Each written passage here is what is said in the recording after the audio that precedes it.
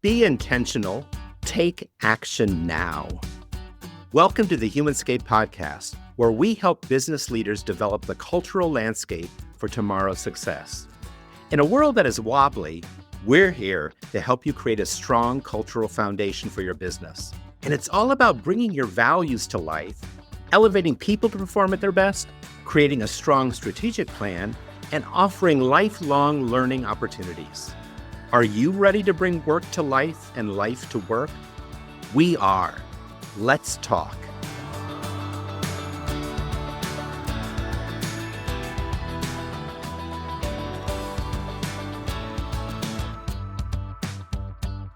Welcome back to another episode of Humanscape Podcast from HumanWorks 8.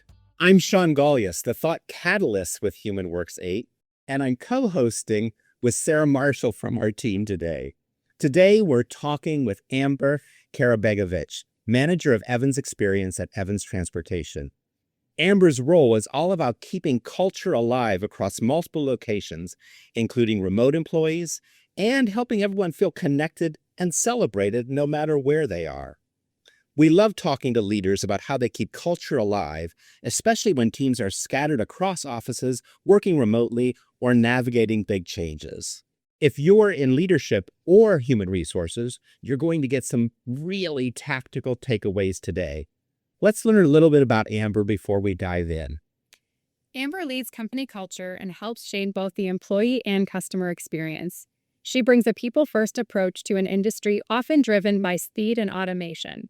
With more than 5 years at Evans, Amber believes people, not just technology, are the true differentiator in logistics, and that a strong internal culture leads to stronger customer relationships. Known for her passion and positivity, she enjoys bringing energy, creativity, and a sense of community to the workplace, helping make Evans a place where people feel connected, supported, and proud to belong. Welcome, Amber. Thanks for being here today with us. Thank you. Thanks for having me. Well, we're so glad to talk with you, and we'd like to get a sense of how our guests think and operate to kick things off. And the way we do that is through a philosophy and framework that we use that looks at people across all three parts of your mind. And sometimes our guests don't realize I have three parts of my mind, but you do. And Amber, we're going to learn about yours. So the first thing is looking at your cognitive ability, your intelligence. And we like to find out, Amber, do you have a hidden talent or skill or something you're really smart about that maybe many people don't even realize? What comes to mind that way, Amber?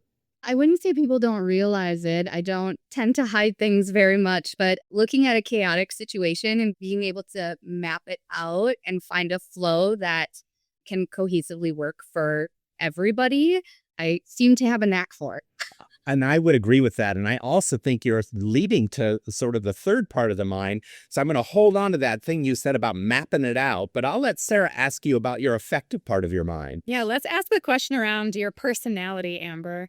So at HumanWorks 8, we talk a lot about the value of do-nothing time. So I want to know, what's a favorite thing that you turn to when you want to recharge and regain your energy? So a lot of it for me is being calm. I like to ground myself, whether it's yoga or breathing exercises, even reading sometimes, where I can just kind of remove myself from reality and just bring it back a little bit. You know, one of our core values at HumanWorks 8 is breathe, Amber. So you'd fit right in. I think as human beings, we forget that we can do that and we can slow it down and make the most of it. So I'm glad you brought up breathe. You know, the third part of your mind is that the cognitive part of the brain. And I know when we work with guests on our podcast, we always let them take the Kolbe assessment that was developed by Kathy Kolbe around that natural instinct. And it was fun to get your result and sort of think about you well. And, you know, part of your result, one of the things you said, you know, that you like to map it out and that whole process, that just comes naturally to you. You said you can't hide it. And I love that, Amber. And that's really when you're talking about instincts, is that you can't really hide your instincts, because when you're doing it, that's what you're after. So my question, and you may have already leaned into it a little bit, was if you do have that freedom to take action, how do you start a project? You know, what gets you into that zone or that flow? Is it that mapping, or is it something else in addition to that? Yeah, I think a lot of it is I don't like to quick start anything. by any means. So mapping it out and just making sure that I have all of the information that I need, whether it's for an event or scheduling a meeting for somebody's time, just looking at the big picture and being able to see it as a full and then kind of narrow it down to what are the actual steps that should be taken. I love it. And I'm so glad you're so comfortable and you know that about yourself because Kathy Kolbe, the theorist who worked and developed the Kolbe theory, she would say, hey, Amber has the freedom to take action her way. She knows it, she does it, and she's kind of happy and proud of it. So she would really get a kick out of you talking about it that way because that's you at your best. Now we know a little bit about you, Amber. So let's switch and go into Evans. Can you walk us through your role and how you approach culture across Evans' various office locations and remote team members? Let's start there. Yeah, so I think for me, a lot of it is just really being like intentional with the people and how I first interact with them because the experience starts with the people, whether it's internally, externally, but how I approach them or how I map out an event for them, it's really intentional. And what is the vision and making sure that everything that we do matches those guidelines. You used the word intentional, and I think that's so critical. People sometimes let culture happen versus, purposely saying, oh, we need to think about this a little bit and map it out and sort of lay out what is our outcome. Is there anything, can you give us a specific example where you thought we intentionally did this because we knew it would have this outcome? Or just in your relationships, as you talk about working with team members, that I intentionally do this so that it has that outcome. Does anything come to mind that way? I mean, for me, we have walking treadmills in our office. We have 2 pods that we have a whole desk set up where people can just come and plug in. A lot of that, it was very intentional. People don't have a lot of time to just get up and go for a quick walk or move. They're constantly at their desk, constantly moving. Logistics is so fast paced. We're kind of stuck to our desks. And my intent was I knew that was really bothering some people. They just couldn't move around. They couldn't breathe a little bit or just remove themselves from the entire floor.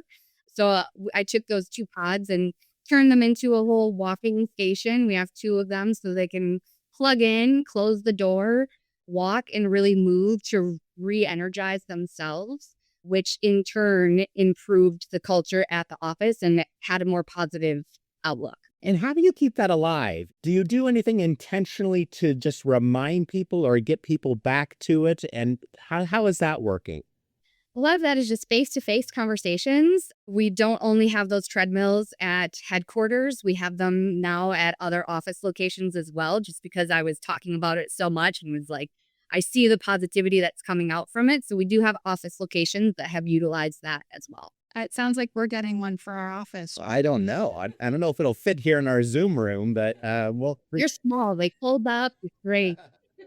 Amber, Evans' guiding principles, positivity, integrity, passion, and communication, they really seem to show up in the way you've worked. You shared some examples with us before that I would love for you to share with listeners because we've seen those business words before, right?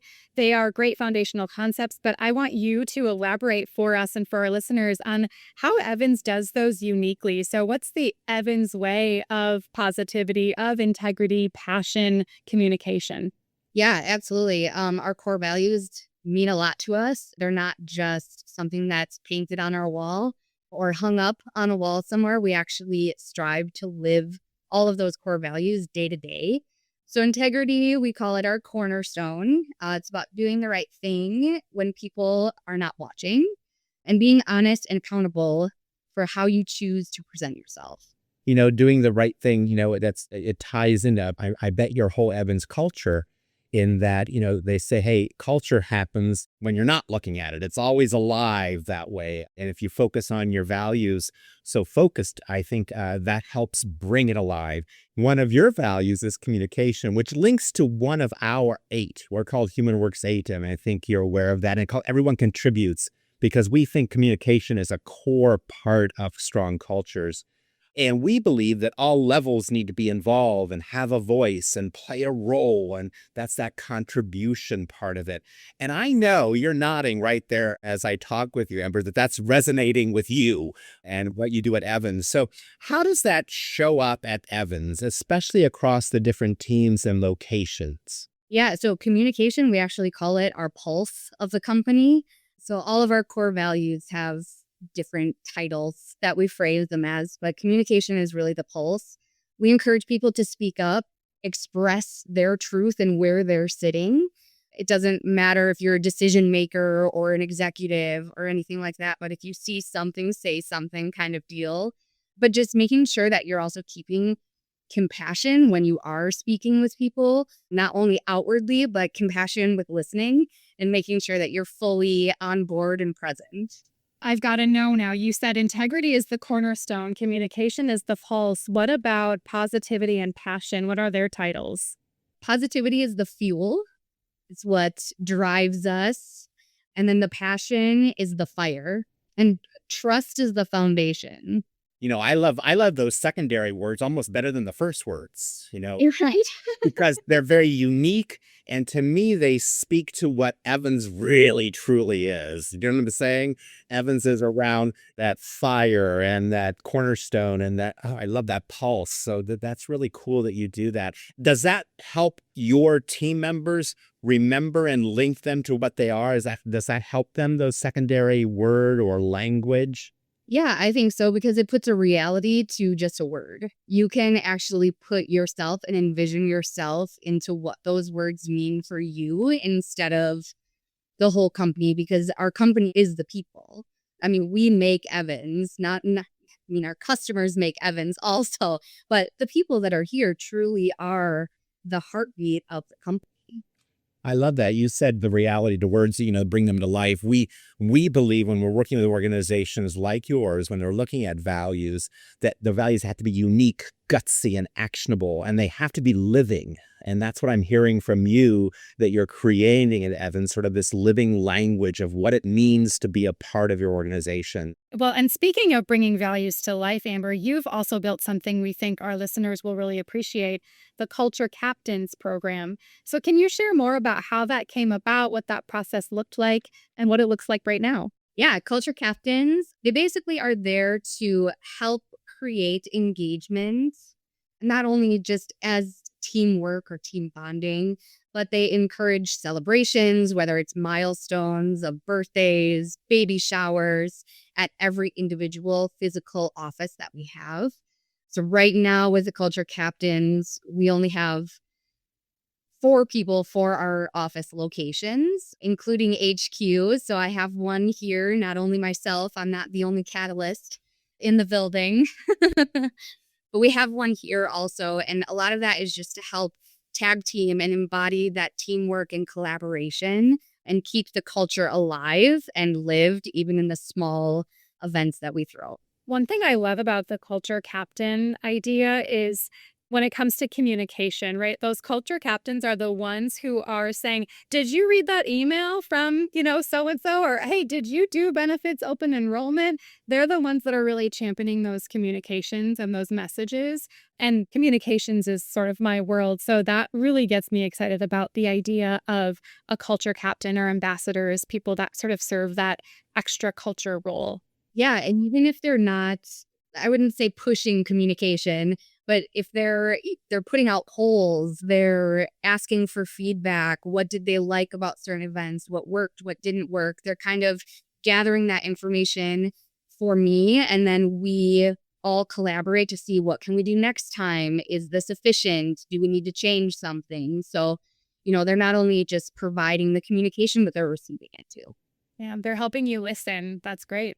Yeah, when we work with organizations, Amber, sometimes we call those types of people first followers for HR or people and they're trying to sort of create that ripple. You're throwing the stone, but they help get that ripple strong out in the organization. And I think culture captains, we haven't heard it called that, but I bet our listeners are thinking, could we have culture captains? Who are our first followers that can help us get that word out? I love that. You said that just brand new. I can't wait to see how that evolves. I bet you'll find plenty of use for your captains as far as I sure do. It's evolved more than I thought so far. So there's definitely more on the horizon. Right now, it's not a position, it's not a job title. It's an addition to what they currently do within the company. So they're going above and beyond. So we'll see if it becomes more and more, then, let the doors open. well, and you may also think, what comes to mind when I hear that, don't you want everyone, no matter where they sit, to be a culture captain? You know what I'm saying? Maybe they'll get even that part. What can I do? I see this person that's kind of taking a lead to go above and beyond. What if we all did one thing above and beyond around strengthening what Evans is about? Hey, then you're onto something. Talk about a ripple effect. Yeah, exactly. Something else that stood out with us when I think of culture captains is just your leadership team there at Evans. And you talked about how engaged it is. And I'd love you to speak to what are you doing, or how does that happen? How are your leaders engaged in strengthening and leading on what you're trying to build there in Evans? Our leaders here are extremely open. They are present a lot more often now, which is great. They're putting a initiative out there to be physically in the offices more, not only at the office that they're housed at, but going to different locations and really showing their faces, letting people have access to them, which in a lot of companies, in my opinion, don't have that. You can't just walk into the CFO's office and just start having a conversation, where here there's an open door, a true open door policy, something where transparency is accepted and encouraged. And they really lead with example. They show how it is to be working at Evans and what our culture is, that it makes it really easy to follow them and want to do more and want to be more engaged. You heard us talk about the cognitive part of the mind in today's 3 parts of the mind segment earlier in this episode. The only way to measure the cognitive part of one's mind is by taking the Kolbe-A index. The Kolbe-A isn't about personality or intelligence. It's about you in the zone, you adding your best value, you at your most creative, how you get things done when you're free to be yourself. At HumanWorks 8, we use the Kolbe-A as the foundation to our talent optimization work with clients to help individuals and teams get the right people in the right role, build confidence, strengthen relationships, and improve performance. Want to know your unique result? Take the Kolbe-A index and uncover how your mind naturally works for your best performance. Visit humanworks8.com/Kolbe, Kolbe, to learn more. I'm really excited because this is now the second Amber guest that we've had. In our last episode with Amber Van Allen at City of Green Bay, she said a very similar thing. She's getting out there physically in their different buildings and their different locations and just connecting with people. And that's making all the difference, because it's not just, Amber who sends the emails, right? It's Amber who's out there and in there in the workspace. So that's really cool. I'm glad you called that out. It's really interesting. Our CEO lives down in Florida, so he's not at HQ. But when he comes in, he makes it a point to tell me to hold off for 30 minutes or whatever, because I tend to just jump into work right away. But he makes it an intention to come in and walks around to everybody's desk and says hello and actually has a conversation with them, talks to them, which is awesome. And I've worked for companies before where, the CEO walks around and everyone just kind of holds their breath a little bit, where here that culture really stems from the top level. And thinking about that connection between leaders and their people, Amber, it's clear that culture does not exist in a vacuum. It needs to link to strategy. And I know Evans uses EOS and the Vision Traction Organizer. It's actually something we have a long history of using, over 25 years, and have learned a lot through that. We also have clients who currently run on EOS. At Human Works 8, we created The Way as our strategic planning framework to help teams turn strategy into actionable steps that everyone can understand and apply. So I'm curious, in just looking at how you use EOS, Amber, are there small, everyday practices that your leadership team uses to bring the company's vision to life so that people can really feel it and see it in action? Yeah, I think it stems from the leadership and the meetings that they have. They're all have an intent for how or what the next goal is or what the next step is to meet the big vision. We use the rock system a lot where you take them at the smaller goals just to work up to where we need to be. The biggest thing that I think personally, culturally wise, that we took away from it was the VTO, the Vision Traction Organizer. We actually created one, printed one out for every single employee in the company, whether you're remote or at a different office. We laminated it. It's hung up on everybody's desk. Everybody can see it and it becomes a tangible thing instead of just a vision that people talk about. They're able to reference back to it. Leadership references back to it quite often, but not in a way of like, this is our goal. It's encouraging people to get there. Amber, I love that because we would say that helps in your culture to create a clear line of sight. And I know what I'm doing here at Evans, and I can sort of see how it links up to our bigger future and what's going on in the strategic plan. And we find our way process, like EOS, also helps people create that in a very simple, clear, and direct way. And I'm sure it sounds like you're finding that with EOS and that system. Yeah, absolutely. It aligns language because executives use different terms than a day-to-day employee would, but they use terms in very different manners. But to align those words and create that shared language is really powerful. That common language is really critical in just that communication and connection. Amber, you've also layered in other connection points you've shared with us, just how you are communicating across offices and remote teams. So you shared the Friday shoutouts example, the Friday vibes email. We often see that it's those small, consistent moments that help people feel seen, help them feel recognized, part of something bigger. Tell us about how you make sure everyone feels truly connected and part of the culture, maybe what's working well and what you're working on figuring out right now. Yeah, I mean, we really like to make sure everybody is involved. It sounds so simple, but it's really not. Everybody, their own reality is completely different to where they're sitting. We have things like our business ideas form that is always open for anybody to enter in an idea, and we just call it business idea, but realistically it could be an office update, it could be new equipment, anything that they feel without having to have maybe a direct face-to-face conversation. They can just plug it in the form, send it on over. And then we have a committee that meets and discusses it, sees what's the priority, how can we help them. And if it's able to be acted on, then they do so. But that's just a really easy way that's always open. It's just a quick link and people can put in their ideas as often as they want.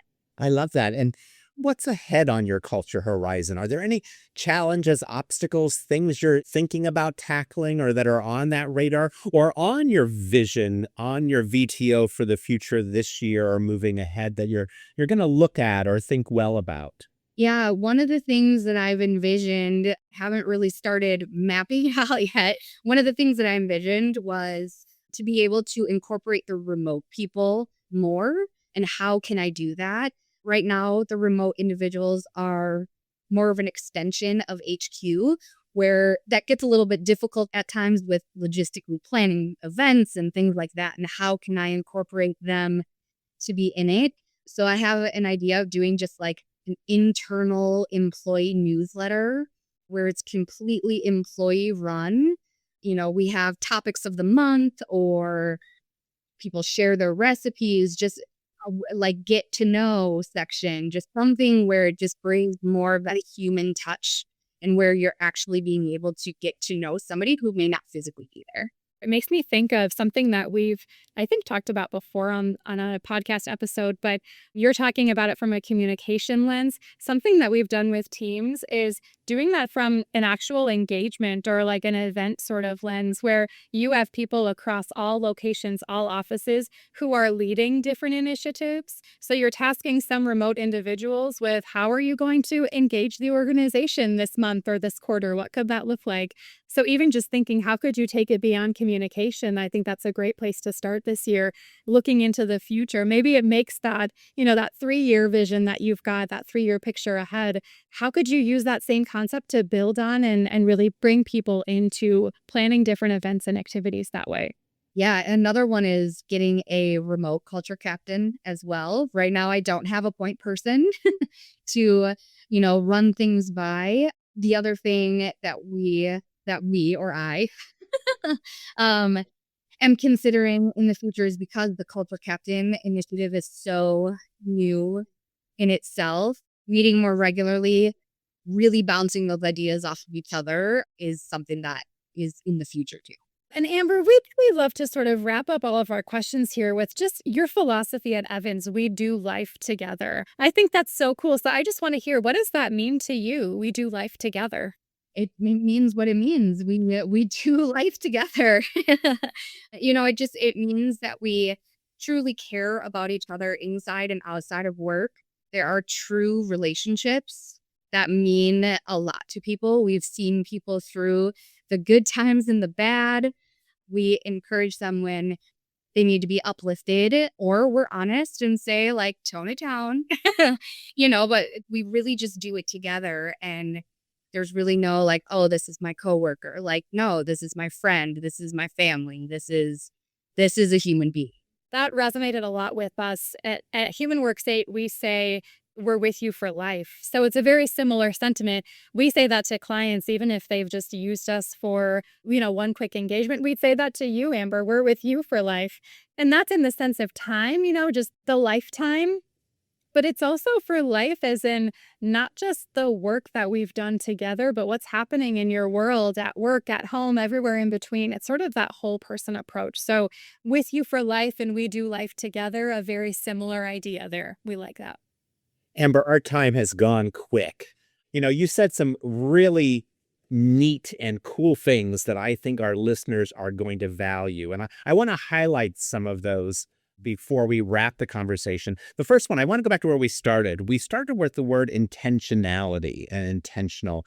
And I do think anybody in a people leading role, culture leading role, needs to really think about that. How much do we allow to happen with culture? And how much do we intentionally try to move it, change it, grow it that way? And I think starting off there was a good thing. And then you went into a lot of things that you're doing. One of the things is your core values. And we went deeper. We started with just the words, but we had so much fun going a little deeper to what's the secondary language used on them. And the one that really jumped out at me and that I think was a theme for our conversation today was around your value on communication and it being the pulse of the organization that way.